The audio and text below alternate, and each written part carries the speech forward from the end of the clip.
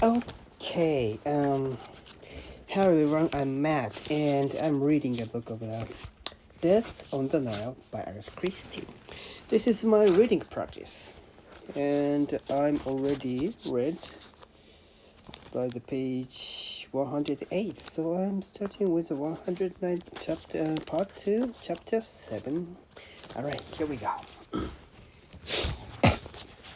Oh, by the way, before I start reading, I have to say one thing, because these days I'm breaking my condition and I have cough and my nose are runny and I feel drained. So I slept earlier last night. It was about 10 o'clock and I woke up at 7. So I slept over 9 hours, but still not recovering. So maybe I will be coughing or I will breathing with a runny nose, so maybe some parts are awkward, but I'm sorry about that in advance.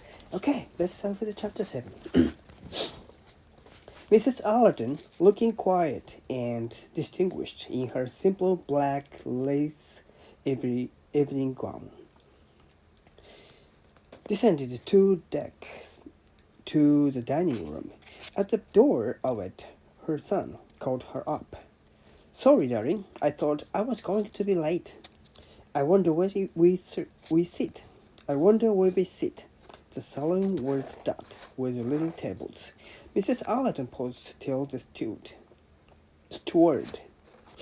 who was busy seating a party of people, could attend to them.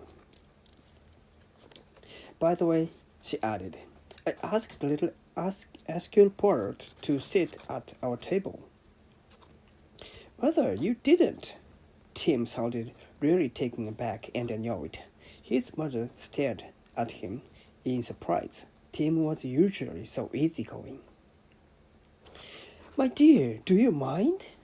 "Yes, I do. He's an unmitigated little bounder." "Oh, no, Tim, I don't agree with you. Anyway, what do we want to get mixed up with an outsider for? Cooped up like this on a small boat, that sort of thing is always a bore. He'll be with us morning, noon, and night." "I'm sorry, dear." Mrs. Allerton looked distressed. "I thought really it would amuse you. After all, he must have had a varied experience. And you love detective stories." Tim grunted. "I wish you wouldn't have these bright ideas, Mother. We haven't to get out of it now, I suppose." "Oh, we can't get out of it now, I suppose." "Really, Tim, I don't see how we can." "Oh, well, we shall have to put up with it, I suppose." The steward came to them at this minute and led them to a table. Mrs. Allerton's face wore rather than puzzled expressions as she followed him. Tim was usually so easygoing and good-tempered. This outburst was quite unlike him. It wasn't as though he was the ordinary Britisher's dislike and mistrust of foreigners. Tim was very cosmopolitan. "Oh, well," she sighed. Men were incomprehensible. Even one's nearest and dearest had unsuspected reaction and feelings. As they took their places, Esquilport came quite quickly and silently into the dining saloon. He paused with his hand on the back of the third chair. "You really permit, madam, that I avail myself to your kind suggestion?" "Of course. Sit down, Monsieur Poirot. You are most amiable." She was uneasily conscious that as he seated himself, he shot a swift glance at Tim, and that Tim had not quite succeeded in making a somewhat saloon expression. Mrs. Allerton set herself to produce a pleasant atmosphere as they drank their soup. She picked up the passenger list, which had been placed beside her plate. Let's try and identify everybody, she suggested cheerfully. I always think that's rather fun. She began reading. Mrs. Allerton, Mr. T. Allerton. That's easy enough. Mr. Belford. They've put her at the same table as the Audubons. I see. I wonder what she and Rosalie will make for each other. Who comes next? Dr. Bessner. Dr. Bessner? Who can identify Dr. Bessner? She bent her glance on the table at which 4 men sat together. I think he must be the fat one with the closely shaped head and the mustache, a German, I should imagine. He seems to be enjoying his soup very much. Certain succulent noises floated across to them. Mrs. Allerton continued. Miss Bowser's? Can we make a guess at Miss Bowser's? There are 3 or 4 women. No, we'll leave her for the present. Mr. and Mrs. Doyle. Yes, indeed. The lions of this trip. She really is beautiful, and what a perfectly lovely frock she is wearing. Tim turned round in his chair. Lynette and her husband and Andrew Penningston had been given a table in the corner. Lynette was wearing a white dress and pearls. It looked frighteningly simple to me, said Tim. Just a length of stuff with a kind of cold round in the middle. Yes, darling, said his mother. A very nice smelly description of an 80 Juni model. I can't think why women pay so much for these clothes, Tim said. It seems absurd to me. Mrs. Allerton proceeded with her study for her fellow passengers. Mr. Fanthorpe must be the intensely quiet young man who never speaks. At the same table as a German rather a face. At the same table as a German. The rather a nice face, cautious but intelligent. Poirot agreed. He is intelligent, yes. He does not talk, but he listens very attentively, and he also watches. Yes, he makes good use of his eyes. Not quite the type you would expect to find traveling for pleasure in this part of the world. I wonder what he's doing here. Mr. Ferguson, read Mrs. Allerton. I feel that Ferguson must be our anti-capitalist friend. Miss Audubon. We know all about them. Mr. Penningston, Alice, Uncle Andrew. He's a good-looking man. I think... Now, Mother, said Tim, I think he's very good-looking in a dry sort of way, said Mrs. Allerton. Rather a ruthless Joe. Probably the kind of a man one read about in the newspaper, who operates on Wall Street, or is it in Wall Street? I'm sure he must be extremely rich. Next, Monsieur Askew Poirot, whose talents are really being wasted. Can't you get up a crime for a Monsieur Poirot, Tim? But her well-meant better only seems to annoy her son. Anew. This page, okay, just scroll. He scrawled, and Mrs. Allerton hurried on. Mr. Ricchetti, our Italian archaeological friend. Then Mrs. Lobson, and last of all, Miss Van Shaler. The last easy. The very early old American lady who obviously feels herself the queen of the boat and who is clearly going to be very exclusive and speak to nobody who doesn't come up to the most exciting standards. Okay, I'm sorry. She's rather marvelous, isn't she, really? A kind of period piece. The two women with her must be Mrs. Borges and Miss Robson, perhaps a secretary, the thing one with business and a poor relation. The rather pathetic young woman who is obviously enjoying herself in spite of being treated like a slave. I think Robson the secretary woman and Bowser is the poor relation. Wrong, mother, said Tim, grinning. He had suddenly recovered his good humor. How do you know? Because I was in the lounge before dinner and the old bean said to the companion woman, "With Miss Borges. Fetch her at once, Cornelia." And away trotted Cornelia like an obedient dog. "I shall have to talk to Miss Vanceller," mused Mrs. Allerton. Tim grinned again. "She'll snub you." "Snub you, mother?" "Not at all. I shall pave the way by sitting near her and conversing in low, but penetrating, well-bred tones about any total relations and friends I can remember. I think a casual mention of your second cousin once removed, the Duke of Glasgow, who would probably do the trick." "How unscrupulous you are, mother." Event after dinner were not without the amusing side to the student of human nature. The socialistic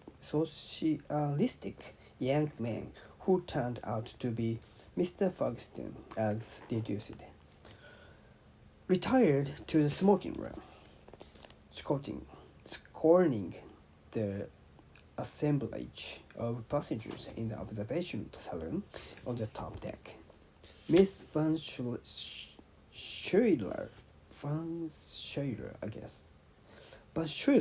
duly secured the best and the most undoubted position there by advancing firmly on the table at which Mrs. Arterburn was sitting and saying, "You'll excuse me, I am sure, but I think my knitting was left here." Fixed by a hypnotic eye, the turban rose and gave ground. Mrs. Van Schuyler established herself and her suit. Mrs. Arterburn sat down nearby and hazarded various remarks, which were met with such chilling politeness that she gave up. Miss Van Schuyler then sat in a glorious isolation. The Doyles sat with the Allerton. Dr. Bessner retained the quiet Mr. Fanthorpe as a companion. Jacqueline de Belfort sat by herself with a book. Rosalie Arterburn was restless. Mrs. Allerton spoke to her once or twice, with trying to draw her into their group, but the girl responded ungraciously.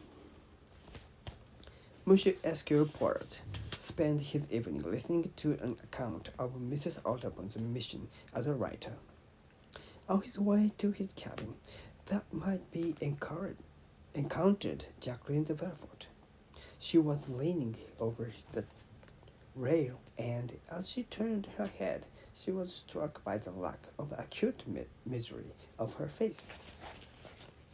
There was now no insouciance, no malicious defiance, no dark flaming triumph. "Good night, mademoiselle."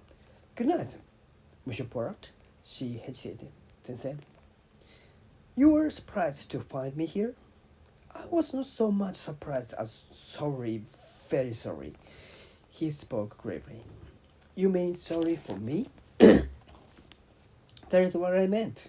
You have chosen, mademoiselle, the dangerous course, as we here in the boat have embarked on the journey. So you too have embarked on your own private journey, a journey on a swift-moving river between dangerous rocks and heading for who knows what current of disaster. Why do you say this? Because it is true. You have cut a bond that moored you to safety. I doubt now if you could turn back if you would. She said very slowly, "That is true." Then she shrugged her head back.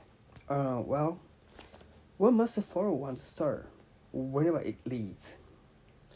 Beware, mademoiselle. That is not a false star. She laughed and mimicked the parrot cry of the donkey boy. That very bad star, sir. That star fall down. He was just dropping off to sleep when the murmur of a voice awoke him. It was Simon Doyle's voice he heard, repeating the same words he had used when the steamer left Chalon. We've got to go through with it now. Yes, thought Esquiport himself. We have to go through with it now. He was not happy.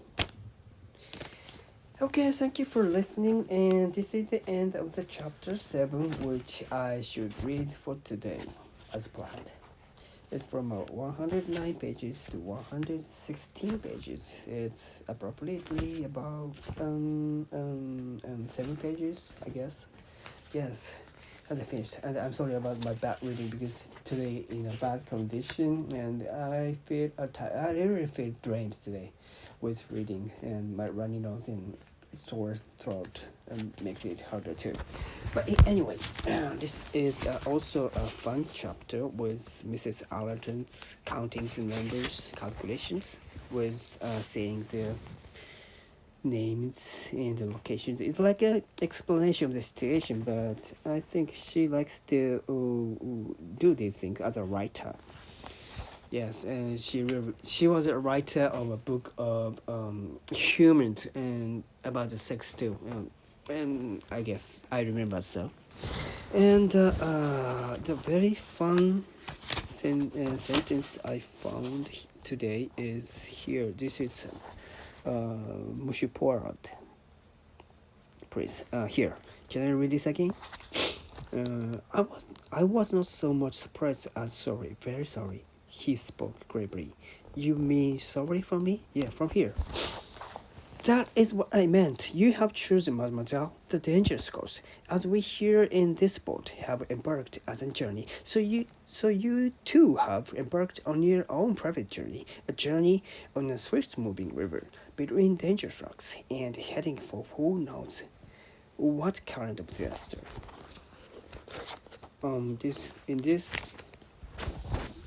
In this dialogue, Poirot using the word journey 1, 2, 3 times. Yes, he's emphasizing the journey as a journey of this boat journey is as for sightseeing and the journey of her life, I guess. Yeah, I'm just reading with voice, so sometimes I have to follow the words. So I don't think I can catch everything today. I'm in a bad condition, and this book is currently is beyond current my skill. I think I can speak today. I'm sorry. This book is beyond my current skill of reading. I know that for loud reading, but I have to get used to it. And I hope while after I'm recording all these books, I'll be better in reading fluency. I hope. And just I want to say this dialogue was outstanding today. I can't explain well, but why do you say this? Because it is true. You have caught the bond that moors you to safety. I doubt now if you could turn back. If you would, yes. So I mean, he's saying that Jacqueline de Belfort is choosing to follow Mr. and Mrs. Doyle, and this means part saying he is going beyond the point of the no return. So if you could turn back, if you would. But he said, I doubt now if you could turn back, if you would. So she just chose it, and she can never turn back right now. And she answered like, that's true. And then she frowned her head back. Well, one must follow one's star, wherever it leads. Which means maybe she's saying that this is her destiny. Yeah, he has to follow this. He believes so. She, Jacqueline believes so. Be remember about it, that is not a false star. And that is not a false star. This is not a mistake. Not a mistake. Paula said it's not a mistake, and she laughed and mimicked, and the Paula says, carrying the darky voices. That is the bad sir. That's the fall down. Yes, he's saying she's going to bad way. It's not a good thing to do like this. He was just dropping off and sleeping. The mama voices are waking him. Yeah, this was very good. And then Simon Doyle said the same things repeatedly after a steamer left the channel. We got to go through with it now. We got to go through with it. And this is a situation on the forwards. He has a forward. It's like stalkers. And he's very annoyed and uncomfortable. But I think it's not only about him, but maybe with her, Lynette really feels this is annoyed, and she also feels exhausted with followed by Jacqueline. Maybe this situation, he's thinking about this situation, we got to go through with it now. And the part also agreed with that we have to go through it now. So he was not happy. So maybe Porat also not worried about the things it might happen in the future. Yeah, this kind of so this is strongly foreshadowing a crime after this chapter, I guess. Okay, I speak a lot today, and I'm sorry I have to stop right now because I'm not in a good condition, and I'm going to post this in the YouTube, and maybe we got 6 people are listening this. Thank you, and these people are already satisfied with my reading yet. If so, I'm really honored. Thank you, and I'm going to post it in the YouTube, and my YouTube is just started. And at the beginning, and I have no followers, subscribers I mean, and my videos played for less than 10. The first one is about 8, and the last one is about 4, and that's a good sign that for the first time, and just at least I have my video was played, and that was a good thing. But I want to grow it up in the future, and if you could, just only if you're interested in, and you don't have to watch my videos, but just put the subscribe buttons to get forwards. That's it. If you can do it, I really appreciate, truly appreciate, incredibly, marvelously appreciate. Okay, thank you, and I will stop this and finish this reading practice.